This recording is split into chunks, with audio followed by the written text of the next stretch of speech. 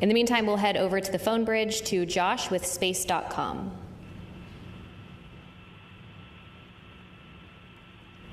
Hi, Josh Dinner. Thank you all so much for doing this. This question's for all three of you. What were the most out of this world and your favorite experiments or tech demos you got to be a part of on this mission? And for Williams and Wilmore specifically, did the extension of your mission create any new opportunities for experiments or research that was not originally planned for the expedition? You start. Sure.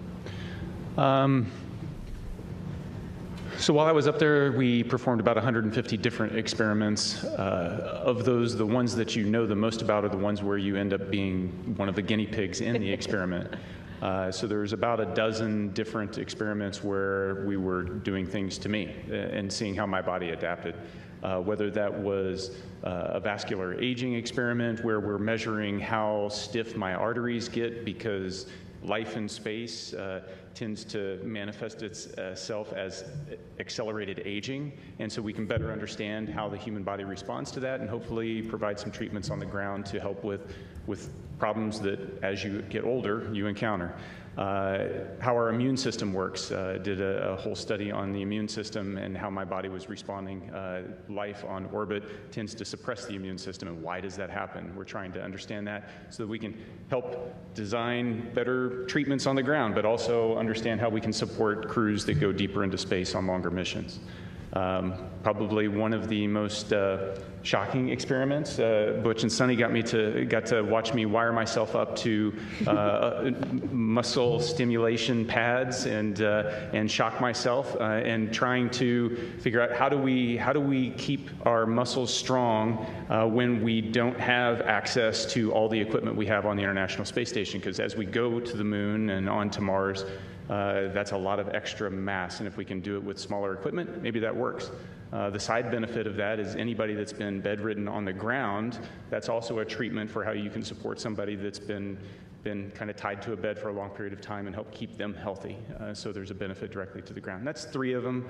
They're all interesting, and I'm one of many subjects, and it takes years to get enough subjects to go through the space station to be able to generate enough data to draw some conclusions. And so that's why research up there takes a long time. But the value is clear. Just very briefly, there's some medications on Earth that work well with a certain age group, but the same medication doesn't work so well with another. So it's a capillary flow experiment to try to understand how that medication is flowing through our bodies, and maybe there's something we can figure out as to why those things are. And we're trying to figure that out. And that's very beneficial, obviously, to mankind, and may benefit some of our families one day.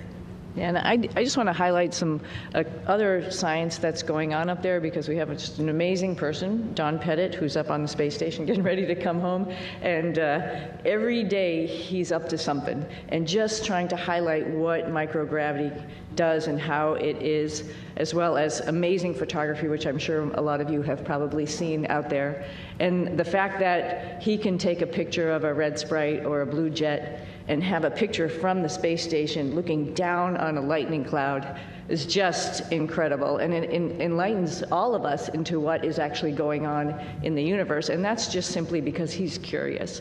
And that is something that's actually, like I said, we're sharing and we're showing off to everybody, like, wow, we think we know what's going on, but we really don't. And if you just open your eyes and make some observations, like Don does every morning at 4 a.m., we'd learn a whole lot. Yeah, Don's, it's a great place. Don's taking potatoes he's growing and the nitrogen produced in the roots of the potatoes to nourish the peanuts that he's growing. I mean, it's pretty special. He's a special guy. He's awesome. Marcia Dunn with the Associated Press. Welcome back, everybody. Butch, this question is for you. Where do you lay the blame for your Starliner test flight? Clearly, Starliner was not ready to fly when it did. Whom do you hold responsible for everything that happened? Thanks. That is a question that I cannot answer in a couple of comments, but I'll start with me. There were some issues, of course, that happened with Starliner. There were some issues, of course, that happened that prevented us from returning on Starliner. And I'll start with me. There were questions that I, as the commander of the spacecraft, that I should have asked. and I did not. At the time, I didn't know I needed to. And maybe you could call that hindsight, but I'll start and point the finger and I'll blame me. I could ask some questions, and the answers to those questions could have turned the tide. So blame, that's a term, I don't like that term, but certainly there's responsibility throughout all the programs, and certainly you can start with me. Responsibility with Boeing, yes. Responsibility with NASA, yes. All the way up and down the chain. We all are responsible. We all own this. And we are, in this business, trust. You cannot do this business without trust. You have to have ultimate trust. And for someone to step forward and these different organizations say, hey, I'm culpable for a part of that issue, that goes a long way to maintaining trust. So we're not going to look back and say this happened or that happened and that person's or that issue or that entity's to blame. We're going to look forward and say, what are we going to use our lessons learned from this whole process and make sure that we are successful in the future. This is a tough business. The analogy about it is it's always a curvy road. It's never straight in this business. And minimizing those curves and being systems and processes in effect to prevent some of these curves is what we have to do as we leave low Earth orbit and go beyond to the moon and beyond that. So we're going to look forward, and that's the focus. All right, our next question on the phone bridge is from Anthony with Spectrum News. Hello, welcome back, everyone. It's nice seeing everyone return healthy and safe. I have a question for both you, Sunny, and Butch. Given the opportunity, would you guys go up on Starliner again? Yes, because we're going to rectify all the issues that we encounter. Yeah. We're going to fix them. We're going to make it work. Boeing's completely committed. NASA is completely committed, and with that, I'd get on in a heartbeat. Yeah, I would agree. The spacecraft is really capable. There were a couple things that need to be fixed, like Butch mentioned, and folks are actively working on that. But it is a great spacecraft, and it has a lot of capability that other spacecraft don't have. And to see that thing successful and to be part of that program is an honor. Yeah. Our next question is from Jackie with the Times of London.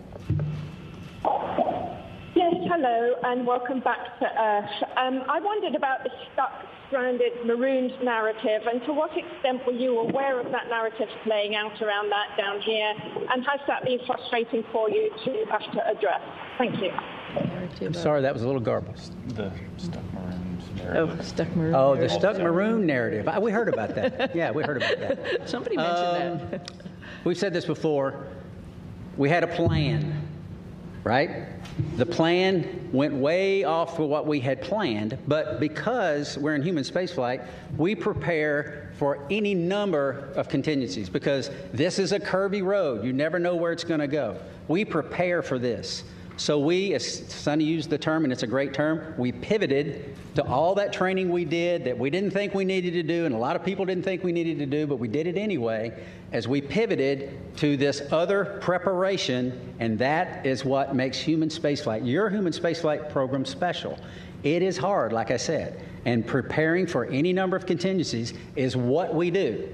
It happened to be me and Sonny involved in this, but it could have been any one of the astronauts. There's 40 or so of us eligible for assignment. It would have been any one of us that would have been in the same situation, or could have been in the same situation, and would have done the exact same thing that we did, because they would have gone prepared just like we did.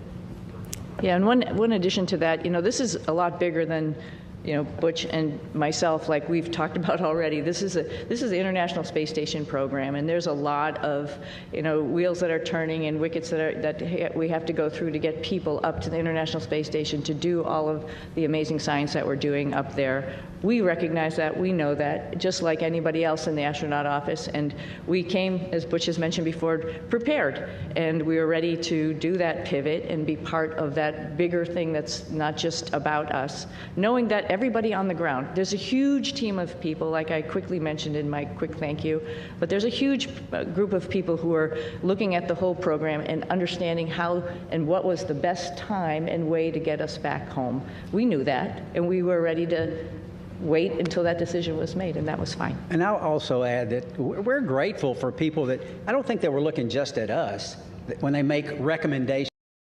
Made, and that was fine. And I'll also add that we're grateful for people that, I don't think they were looking just at us when they make recommendations. We can do this, we can do that. They're looking what's best for the human spaceflight program, for our nation's goals. They're not looking just about Sunny and Butch. And we appreciate those entities that do that and reach out and say, hey, we can do this, we can do that, we can do that. And NASA says, hey, we got a plan, we came prepared, here's what our plan is. And we think this is the best plan because it doesn't disrupt the flow of how these missions lay out. So, and that's the one we went with. All right, we'll take our next question here in the room. Andrea, go ahead. Thank you guys for being available today. So your mission became unusually political. Given your experience, do you think other astronauts are going to get nervous that they could be caught in the middle of a political fight? And is there a point where, you know, this starts to jeopardize safety of a mission when you start looking at all these politics that come into play? Thank you. You know, I think Nick's got some good insight on that. Good job.